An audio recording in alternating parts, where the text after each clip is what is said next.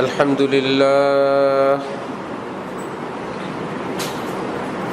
لله نحمده ونستعينه ونستغفره ونؤمن به ونتوكل عليه ونعوذ بالله من شرور أنفسنا ومن سيئات أعمالنا من يهده الله فلا مضل له ومن يضلله فلا هادي له ونشهد أن لا إله إلا الله وحده لا شريك له ونشهد أن سيدنا ومولانا محمدا عبده ورسوله أما بعد فأعوذ بالله من الشيطان الرجيم بسم الله الرحمن الرحيم ألا بذكر الله تطمئن القلوب صدق الله مولانا العظيم وقال رسول الله صلى الله تعالى عليه وسلم ألا إن في الجسد مضغة إذا صلحت صلح الجسد كله وإذا فسدت فسد الجسد كله ألا وهي القلب أو كما قال النبي عليه الصلاة والسلام محترم মুসল্লিয়ান কিরাম, আমি আল্লাহ পাক রব্বুল আলামিনের পবিত্র কালামের এক অংশ বিশেষ তেলাওয়াত করলাম এবং হযরত রাসূল করিম সাল্লাল্লাহু আলাইহি ওয়াসাল্লামের একখানা হাদিস শরীফ পাঠ করলাম। আল্লাহ পাক কোরআন শরীফ এবং হাদিস শরীফের পরিপূর্ণ নূর আমাদের সকলকে নসিব ফরমান। কোরআনে পাক এবং হাদিসে পাকের নূরে আমাদের জীবনকে সুন্দর করার, আলোকিত করার তৌফিক দান করেন।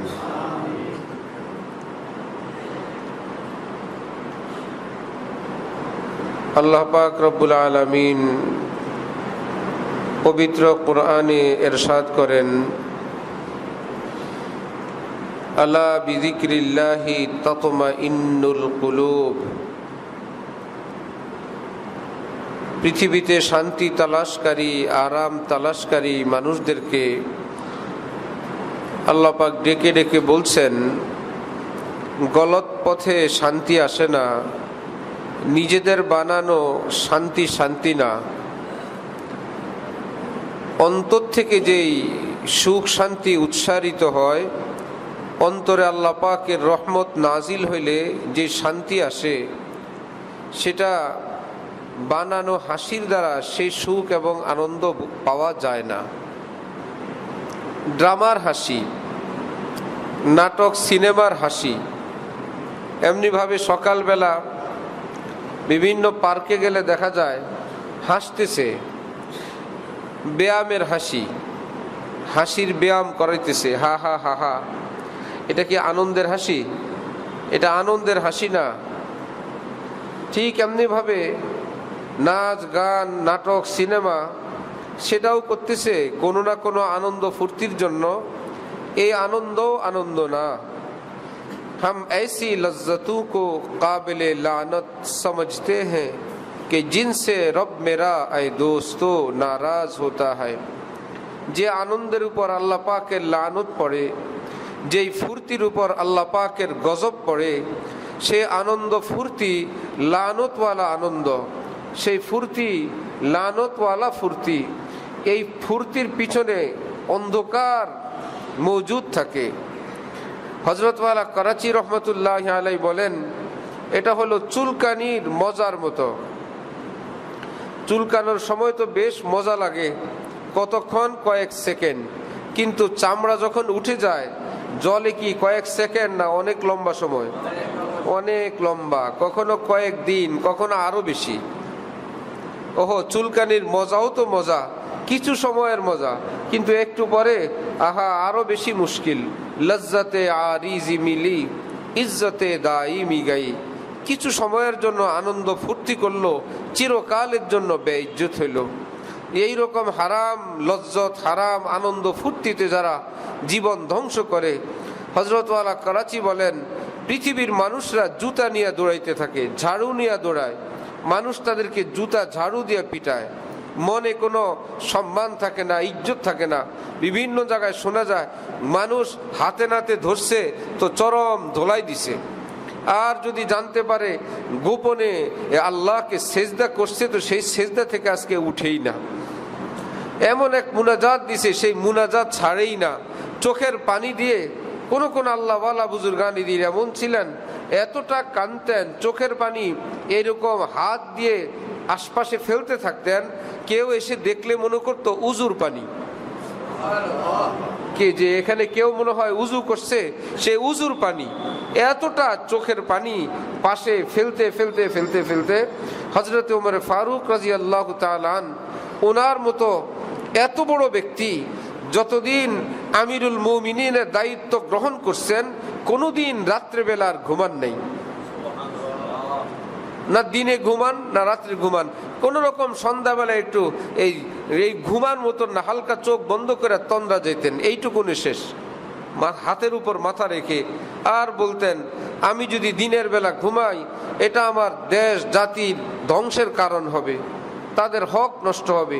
রাত্রে যদি ঘুমাই আমি আমাকে ধ্বংস করে দিলাম, আমি আমার উপর ক্ষতি করলাম, আমার উপর অত্যাচার করলাম। আমি কখন ঘুমাবো ভাইয়েরা, আমি টাইমে পাই না। রাত্র যদি ঘুমাই আমার ক্ষতি করি, দিনে ঘুমাই তো জনগণের ক্ষতি হয়ে যায়, এই জন্য আমি ঘুমের সময় পাই না। এতটা কাঁদতেন হযরত ওমর।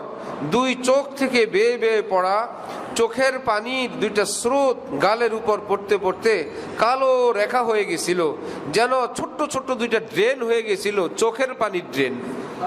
আয় খোসা চশমে কে আ গিরিয়ানে উস্ত, ওয়াই হুমায়ু দিল কে আ বিরিয়ানে উস্ত। জালালউদ্দিন রুমি বলেন, হে ওই দুই চোখ যা আল্লাহর জন্য অশ্রু ঝরাইতে জানো, তোমাকে বড় মোবারকবাদ, তুমি বড় দামি চোখ। ওয়াই হুমায়ু দিলকে আ বিরিয়ানে উস্ত, হে ওই অন্তর যে আল্লাহর জন্য হারাম পৃথিবী থেকে তুমি আলাদা হইতে পারছো, তোমাকেও বড় ধন্যবাদ, মোবারকবাদ। আমার ভাই, এক খুশি তো ফেরাউন নমরুদরা করে গেছে, তাদের নাম পর্যন্ত আজকে কেউ রাখতে রাজি নেই।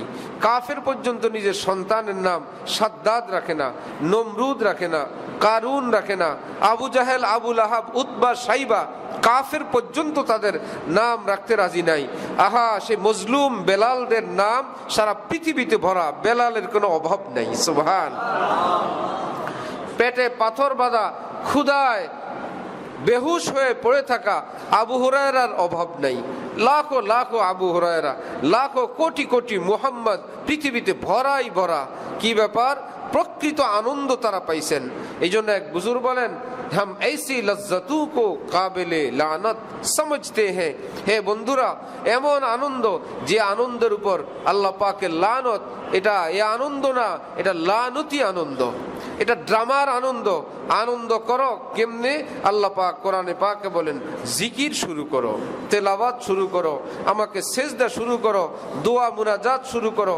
আমি আল্লাহ তোমার মাবুদ বলছি, তোমার মালিক আমি আল্লাহ বলছি।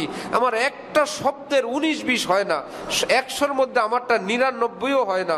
আমার শতভাগ সত্য কথা, চির সত্য কথা। জিকির শুরু করো, ইয়াদ শুরু করো, আমার বন্দিগি শুরু করো। আমি ওয়াদা করলাম, তুমি যেখানেই থাকো, সেরা কাপড়ও যদি থাকে, ভাঙ্গা ঘরও যদি থাকে, আমি আল্লাহ তোমার অন্তরে শান্তি দান করতেই থাকবো। আল্লাহ পাক বলেন, শান্তি আমার হাতে, আমি তোমাকে শান্তি দিবই দিব। আমার ভাই, আল্লাহ পাক এসে চির সত্য ওয়াদার শান্তি বাদ দিয়ে আমরা কোথায় রওনা করছি? কোন দিকে শান্তির জন্য যাচ্ছি? নফসের হারাম চাহিদা পূরণ, এটা শান্তির পথ নয়। নফস বলে মনের কুপ্রবৃত্তিকে।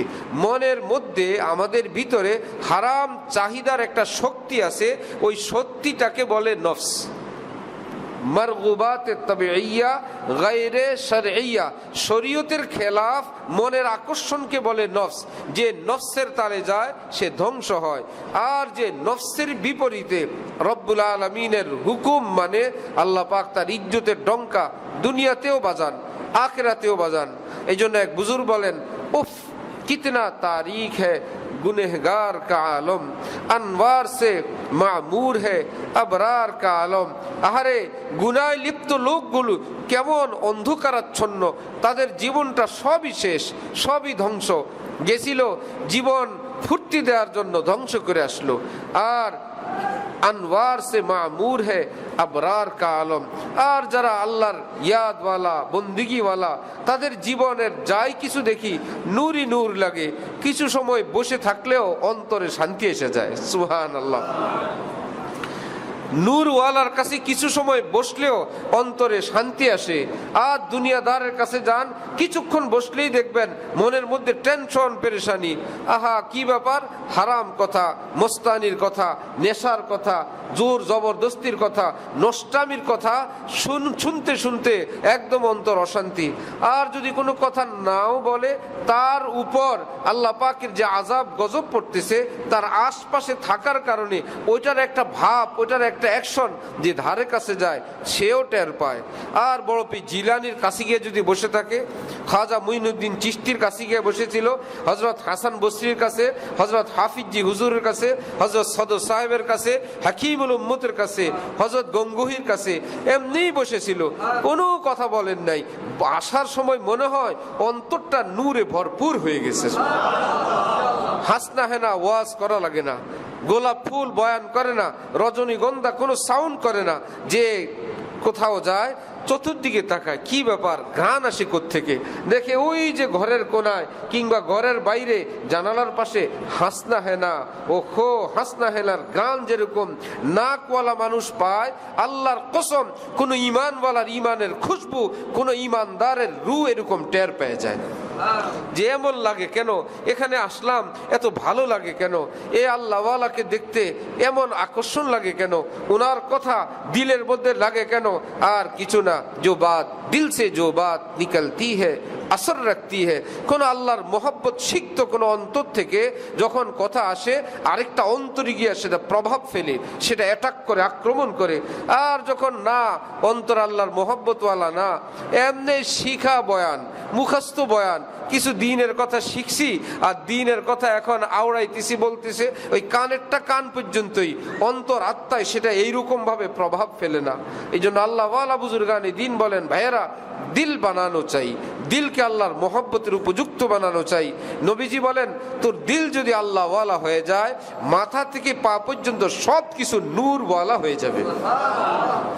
দিল যদি ঠিক হয়, আর দিল অন্তর আত্মা যদি ঠিক না হয়, তো যতই ড্রামা করবা কোনো কিছুর মধ্যে রূহ নাই, প্রাণ নাই। হযরত রুমি বলেন, ই কে মি বিনি খেলাফে আদমান নেস্তান্দাদম গেলাফে আদমান।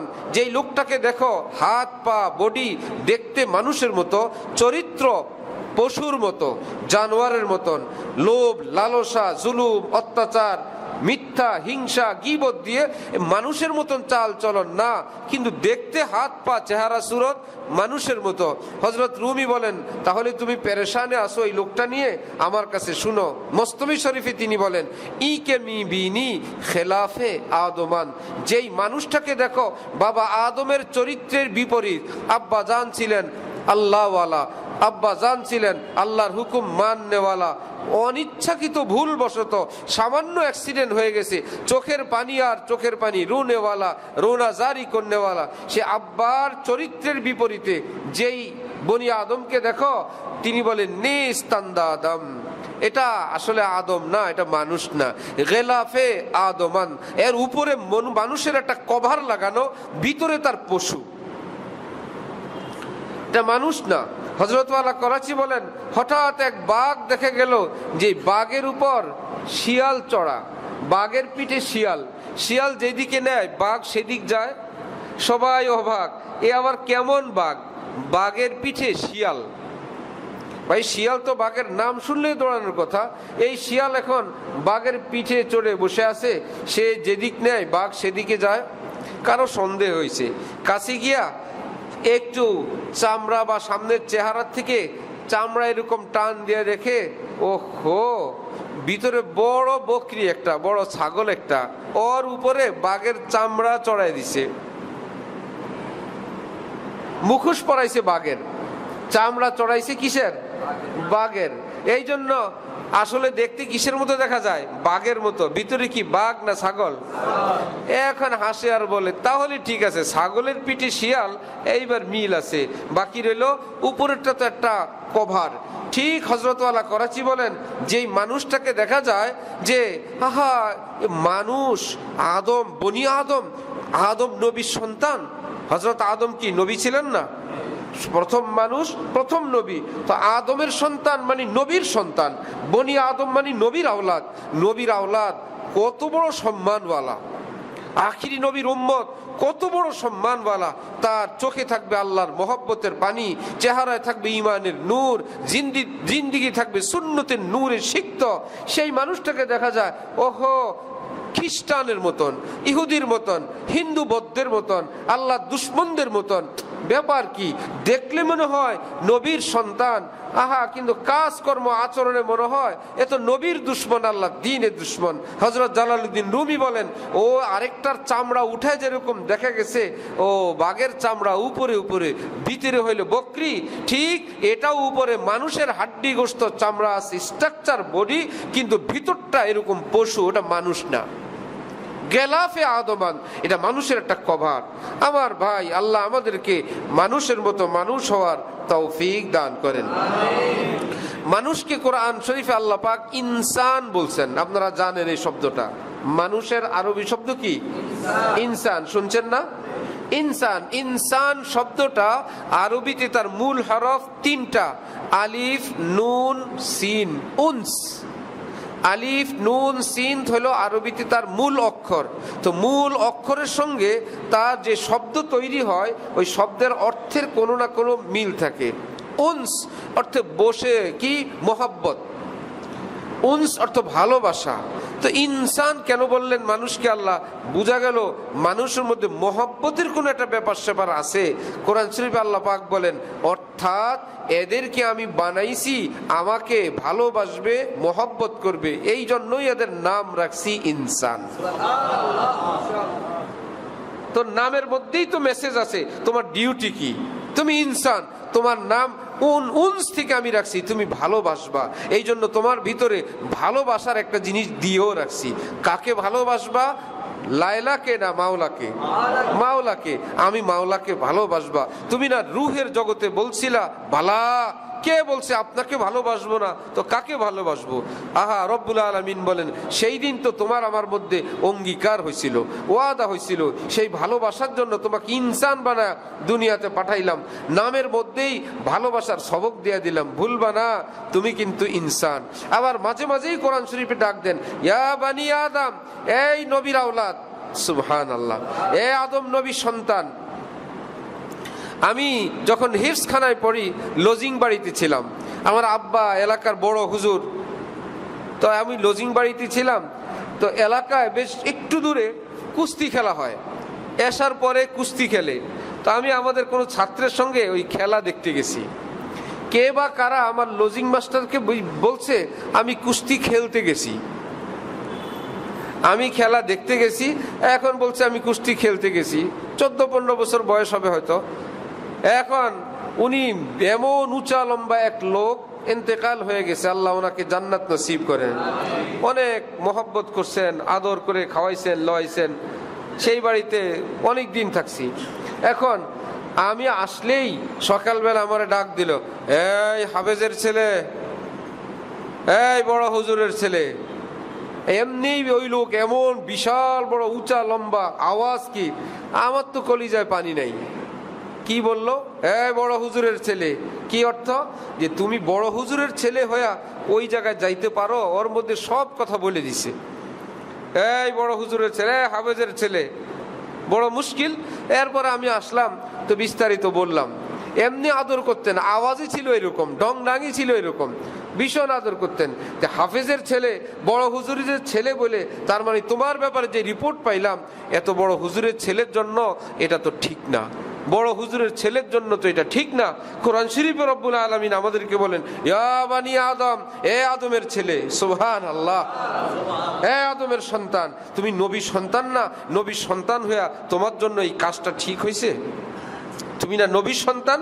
কোনো না কোনো নবীর রক্তের কণা হইলেও তোমার দেহে আছে, কোনো না কোনো। কি ভাই, বাপ দাদার রক্ত সন্তানের মধ্যে থাকে কিনা? চৌধুরী বংশ সবই চৌধুরী, আহা পাটোয়ারি সবই পাটোয়ারি, ভুইয়া সবই ভুইয়া, তার রক্ত আছে। বলে আমরা ওই দাদার সন্তান, ওই বাপের সন্তান। আল্লাহ পাক বলে তোরা তো সব আমার নবী আদমের সন্তান। এই জন্য কোরআনে পাকে বলেন, ইয়া বানি আদম, এ আদমের বেটা, আদমের বাচ্চা, আদমের মেয়ে, কই যাও? তুমি তো আমার। ইয়া আইয়ুহাল ইনসান, হে আমার জন্য, আমার ভালোবাসার জন্য তৈরি করা মানুষ, মা গাররাকা বিরাব্বিকাল কারীম, তোমার না কথা ছিল আমাকে ভালোবাসবা, আমাকে বাদ দিয়ে তুমি কোথায় রওনা হইছো? কে তোমাকে ভুল বুঝাইলো? কে তোমাকে ধোকা দিল? মা গাররাকা, কে ধোকা দিল যে আমি আল্লাহর চেয়ে সুন্দর আর কেউ আছে? কার প্রেমে পড়লা? কেউ সুন্দর, কেউ বলে নাই আল্লাহ আরো সুন্দর? সুবহানাল্লাহ। কেউ তোমাকে কিছু দিছে, কেউ তোমাকে বলে নাই আল্লাহ এর চাইতে বেশি দিছেন? কেউ তোমাকে ডাকে, কেউ তোমাকে শুনাই নাই যে আল্লাহ তোমাকে ডাকেন? কেউ তোমাকে একটু উপকার করছে, আহা এমন কেউ কি বলে নাই আল্লাহ বেশি উপকার করছেন? আরে ভালোবাসবা, ভালোবাসার সব কিছু তো আমার মধ্যে, কাকে ভালোবাসতে যাও? বুঝছি তুমি ধোকা খাইছো। আল্লাহ পাক কোরআন শরীফে বলেন, মা গাররাকা, কে তোমার ধোকা দিল? এইরকম প্রকৃত হাকিকি বাস্তব সত্য নুরানি পবিত্র প্রেম ভালোবাসা রেখে এই গান্দা ভালোবাসার দিকে তুমি রওনা হইছো, কে তোমাকে ধোকা দিছে? নিশ্চয়ই তুমি কোনো ধোকায় পড়ছো। হযরত ওয়ালা করাচি বলেন, এই জন্য ইবলিস প্রথম পার্ট দেখায়, পরের পার্ট বুঝায় না।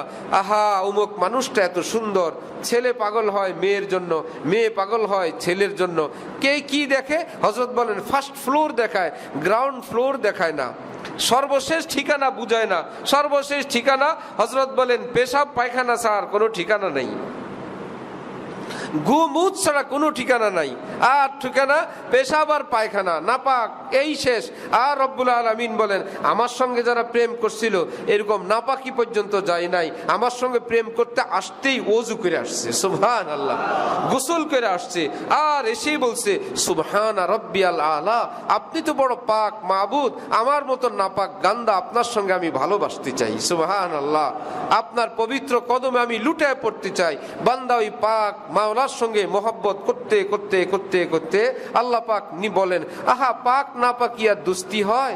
একজন পাক আরেকজন নাপাক এরকম কি আর বন্ধুত্ব হয়? ফেরেশতারা, আমি আমার বান্দার সমস্ত গুনাহ মাফ করে বান্দাকেও পাক বানায় দিলাম।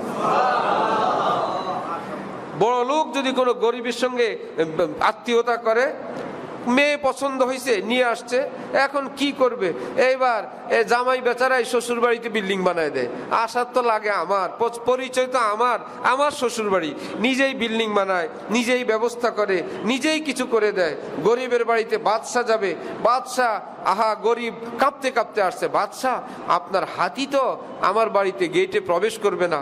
পাশের লোকেরা বলল, স্যার যেহেতু আপনার বাড়িতে আসবেন বলছেন, গেটের ব্যবস্থা স্যার নিজেই করবেন, টেনশন আপনাকে করতে হবে না, যাওয়ার জন্য যা কিছু করা দরকার উনি নিজেই করবেন।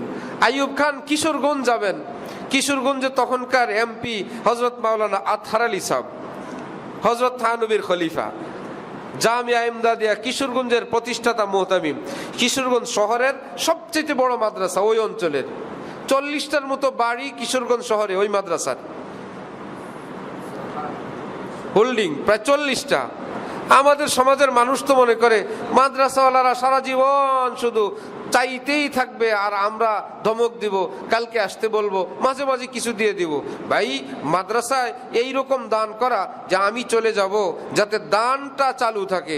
আমার এতগুলো বাড়ি আছে, একটা বাড়ি মাদ্রাসায় দিয়ে দিই, একটা এতগুলো দোকান আছে, একটা দোকান দিয়ে দিই, তাহলে লিখে দিয়ে দিলাম, চিরকাল এই মসজিদ এই মাদ্রাসা এই সম্পদ পাবে, হাত পাতা লাগবে না, আর আমার ছেলে পেলেরাও এটা ভাগ করে খেতে পারবে না, না হলে তো আমি গেলাম এ সবই কেউ নিয়ে যাবে।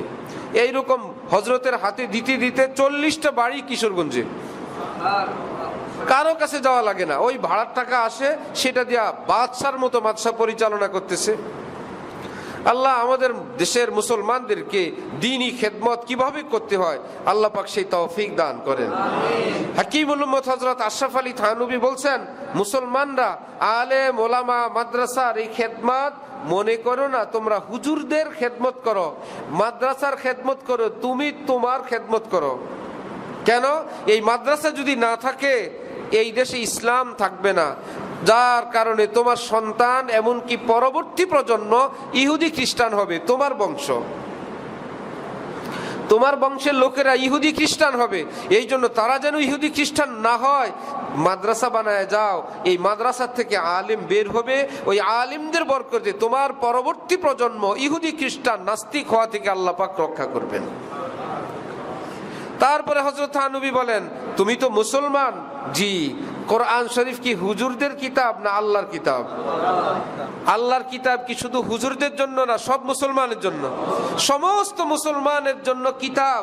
এই কিতাব হেফাজতের দায়িত্ব তো তোমারও, তুমি তোমারটা করতেছো না, তোমার কাজটা আলেমরা করতেছেন। সুতরাং আলেম যেহেতু তোমার কাজ করেন, আলেমের খেদমত, আলেমদের সেই দ্বীনি মাদ্রাসার খেদমত করা তোমার দায়িত্ব। তোমার দোকানদারি তো অন্যের জন্য না, তোমার ব্যবসা বাণিজ্য তো তোমার পেটের জন্য, কিন্তু মাদ্রাসা কি আলেমের পেটের জন্য না ইসলামের জন্য? ইসলামের জন্য। খুব খেয়াল করার বিষয়। যাই হোক, হযরত মাওলানা আতহার আলী সাহেব এখন আইয়ুব খান যাবেন কিশোরগঞ্জে, ওনার মাদ্রাসা উদ্বোধন করবেন। সেখানে এখন ওই ভবনে লেখা আছে আইয়ুব খানের নাম, আমরা দেখে আসছি। এখন বিভিন্ন কাজে যাবে, মাদ্রাসা উদ্বোধন করবেন। এখন একটা রাস্তা বানানো দরকার।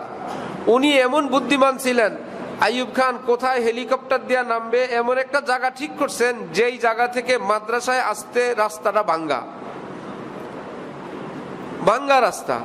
তাহলে প্রেসিডেন্ট যাবেন, প্ল্যান প্রোগ্রাম হয়েছে, এই প্রেসিডেন্ট আসবেন এই উপলক্ষে রাস্তাটা ভালো হয়ে গেছে।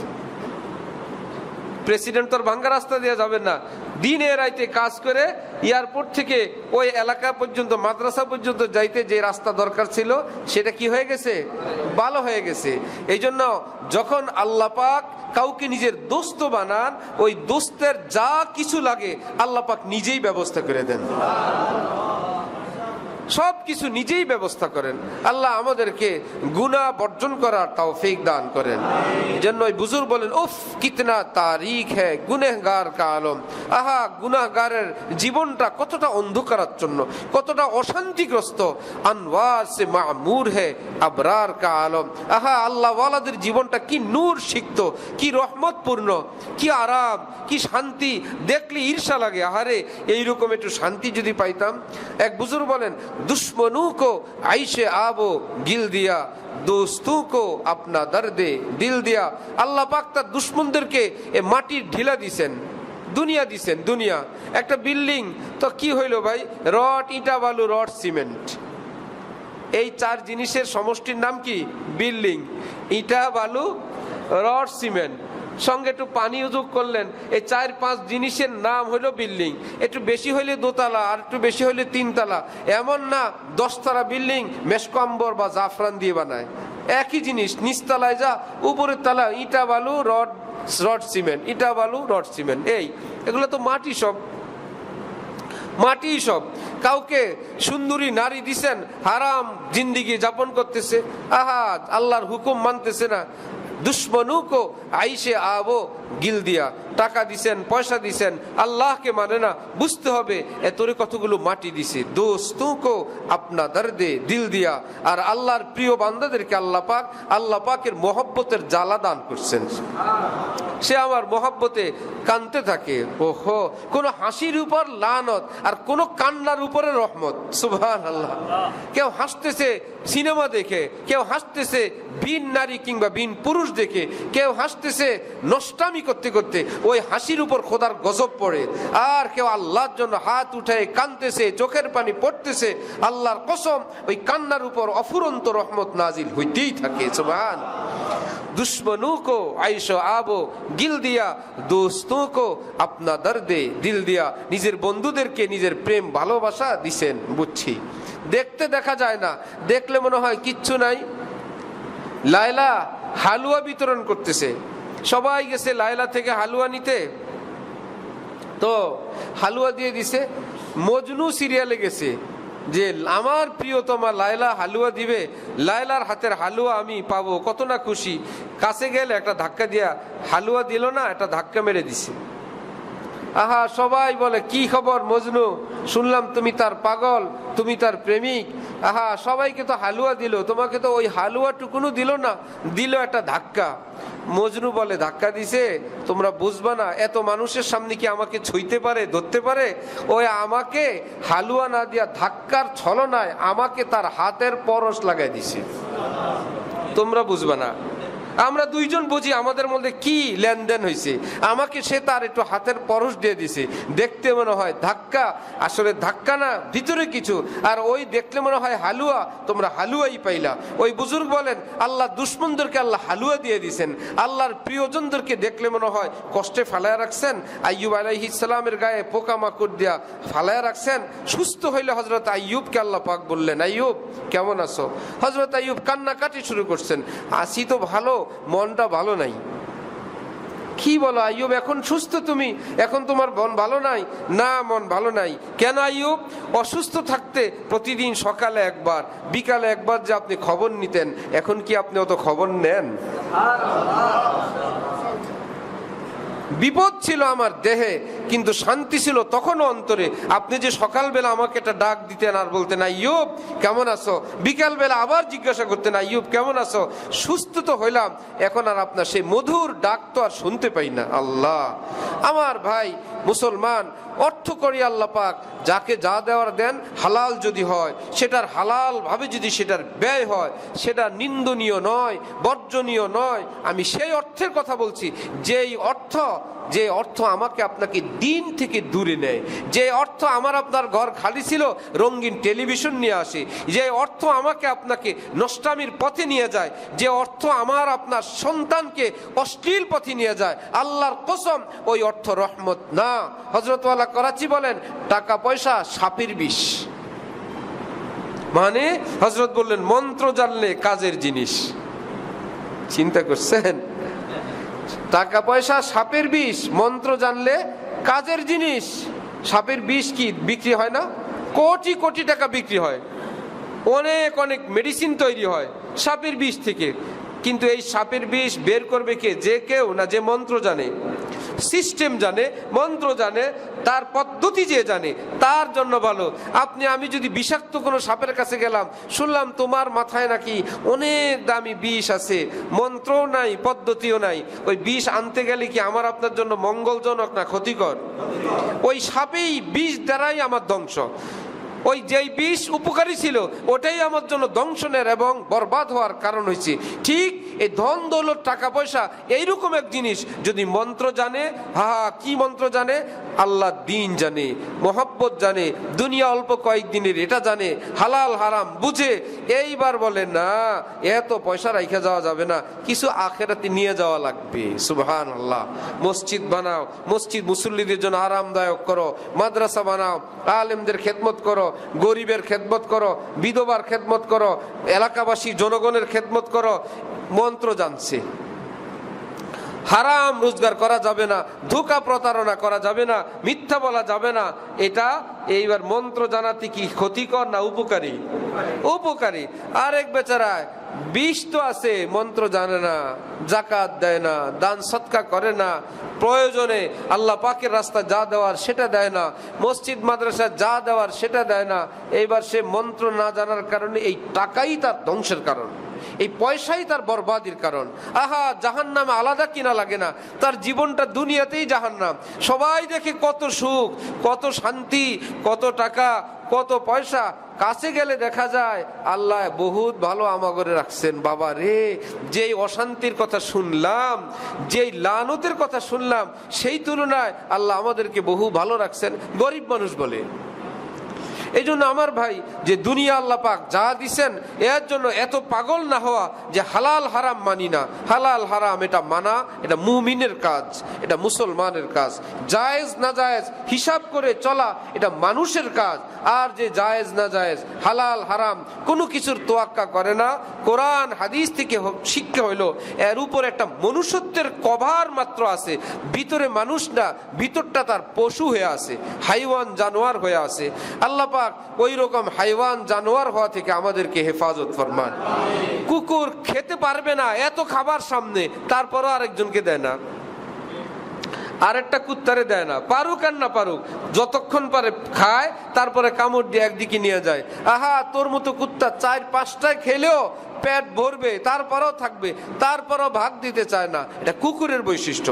আর মানুষের বৈশিষ্ট্য তাআমুল ওয়াহিদি ইয়াকফিল ইসনাইন, বাটিতে খাবার আছে একজনের, আহা এখন লোক আরেকজন এসে বসছে।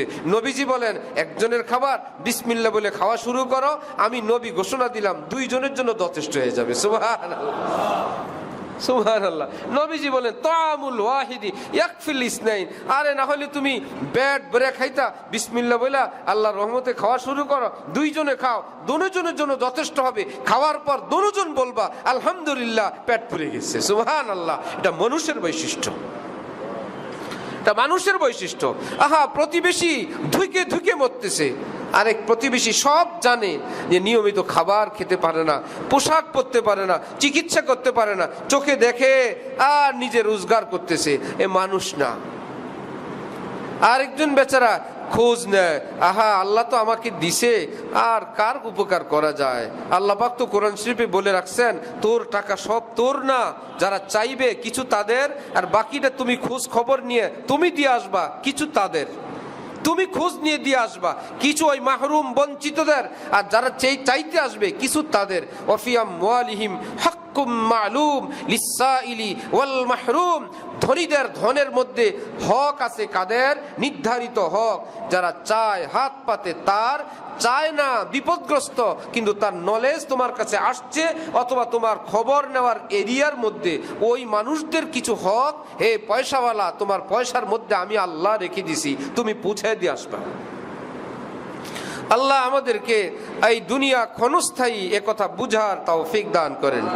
তো আল্লাহ পাক বলতেছে ইয়া আইয়ুহাল ইনসান, ইনসান শব্দের মধ্যে কিসের ইঙ্গিত আছে? আল্লাহর মোহব্বত। ইনসান শব্দের অর্থের মধ্যে কিসের ইঙ্গিত? আল্লাহর মোহব্বত। তোমার না কথা ছিল আমাকে ভালোবাসবা, মা গররাকা, কে ধোঁকা দিল তোমাকে, ভুল বুঝাইল কে? এত বিশাল সূর্য, যার প্রভাব প্রতিপত্তি এতটা যে যেই দূরত্বে সূর্য আছে, বিজ্ঞানীরা বলেন এ যদি আর একটু দুনিয়ার কাছে দাঁড়িয়ে চলে আসে, পৃথিবী জ্বলে পুড়ে শেষ। আল্লাহ পাক কেমন কাদের, কেমন আহকামুল হাকিমিন, কেমন হাকিম তিনি। সূর্য আগুন আর আগুন, কাছে গেলে সব তামা হবে না, তামা গলে যাবে। সেই সূর্য দিয়ে তিনি সবুজ সবুজ গাছ তৈরি করেন। পারবে পৃথিবীর কেউ যে চুলাটা জ্বালাইছি কেন? বলে দেখেন না এই আশপাশের গাছগুলো এই চুলার আগুন দিয়ে সবুজ বানাই। এ কি কথা বলেন? হ্যাঁ, এই চুলার আগুন দিয়েই তো, এর কারণেই তো গাছগুলো সবুজ। আমার আপনার কাছে এই ব্যবস্থা নাই। আমরা চুলা জ্বালাইলে আশপাশ কালো হয়, দূর মূর্ছে যায়, ফ্যাকাশে হয়, বুঝে সবাই এখানে হিটার আছে, এখানে এই গরম, এই তাপের কারণে শেষ। পুরো পৃথিবী আলোকিত করে একটা মাত্র সূর্য, একটা লাইট। আমার শায়েখ বলেন এক সূর্য পুরো পৃথিবীতে আলোকিত করে। আবার এত বিশাল দিনের আলোকে একটা মাত্র রাত গিলে খায় ফেলে। আল্লাহ আপনার কুদরত দেখলে আমাকে শতবার আপনার সামনে সেজদা অবনত করতে মন চায়। আমি অবাক হই যে আপনি কেমনে এত কিছু বানাইলেন। সুবহানাল্লাহ। আবার বলে কি ফি সিত্তাতি আইয়াম, এগুলো তোদের জন্য আমি 6 দিনে বানাইছি। এই সারা পৃথিবী কয় দিনে বানাইছেন? 6 দিনে বানাইছেন। তাড়াহুড়া করে বানানো থেকে একটু ভুল টুল হয়েছে? কোনো ভুল ধরা পড়ছে? কি আশ্চর্য! আগেও কি আল্লাহ এরকম দুনিয়া বানাইছিলেন? বানাইতে বানাইতে বানাইতে আল্লাহর একটা অভিজ্ঞতা হয়েছে। সর্বশেষ লেটেস্ট দুনিয়া একদম সর্বশেষ সুন্দর করে বানাইছেন। আগেরটা একটু ভুল ছিল, প্রথম যেটা বানাইছেন সেটা আজও আছে। আল্লাহ পাক বলেন একটা ভুল ধরতে পারবে না। সুবহানাল্লাহ। সুবহানাল্লাহ। সুন্দরবনে গেছেন, বন বন, আবার বনের ভিতরে ছোট্ট ছোট্ট খাল, গাছ গাছালির জন্য পানি লাগবে, রব্বুল আলামিন ব্যবস্থা করে দিচ্ছেন। দেশ দুনিয়া বানাইছেন, সব দেশের সঙ্গে এটা সাগর আছে, নদীর একটা লেজ আছে। কি ব্যাপার? আল্লাহ পাক বলে আমি জানি ব্যাপার। সুবহানাল্লাহ। নদী যদি না থাকে তোমাদের ময়লা আবর্জনা যাবে কই? হ্যাঁ, এত এত সব ময়লা আবর্জনা এটা কোথায় নিয়ে তোমরা কি করবা? আর সব পণ্য তো বাস গাড়িতে আসবে না, নদী হইলে নদীতে পণ্য বহন করা সহজ। সুবহানাল্লাহ। যেখানেই শহর, পৃথিবীর সমস্ত শহরের আশপাশে নদী আছে, সাগর আছে। একে আমরা মিটিং করে করছিলাম না, কুদরত, রব্বুল আলামিনের কুদরত।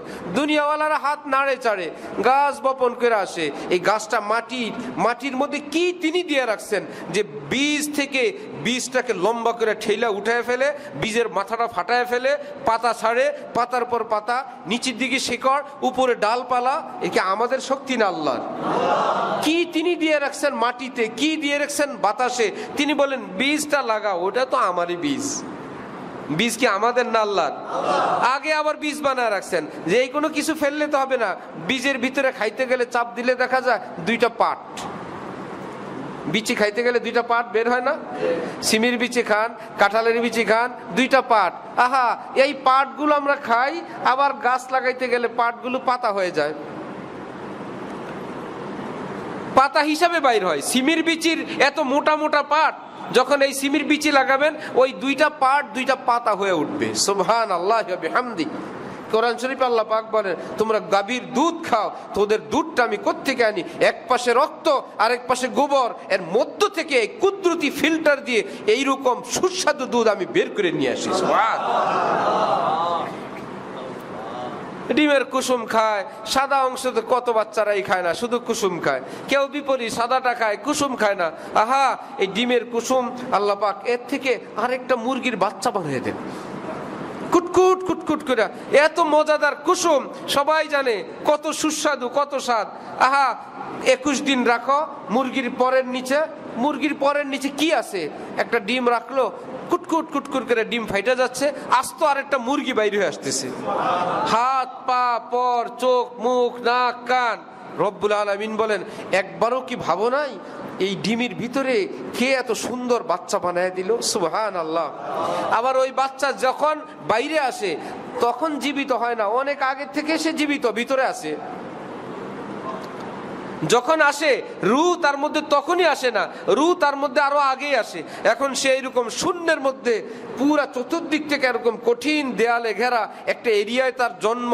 খাবার খাবে কই? ওই ডিমের কুসুমের উপরে সাদা অংশটা তার রিজিকের জন্য আল্লাহ পাক রেডি করে রাখছেন। কুসুম দিয়া বাচ্চা বানাইছেন, সাদা অংশ তার খাবার।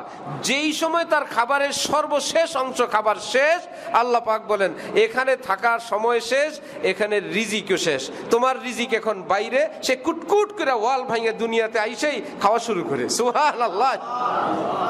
আইসে দেখবেন মাটিতে ঠুকর মারা শুরু করে যে আমার রিজিক নাকি এখানে, সেখানে রিজিক শেষ, আমার রিজিক এখানে। আল্লাহ পাক বলেন আমি কি মাথা দেই নাই? একটু কি তাকায় দেখো না যে যেই আল্লাহ এত সুন্দর, এত নিখুঁত করে, এত নিপুণ হাতে এত কিছু তৈরি করছেন, তাকে কি ভালোবাসতে ইচ্ছে করে না? সুবহানাল্লাহ।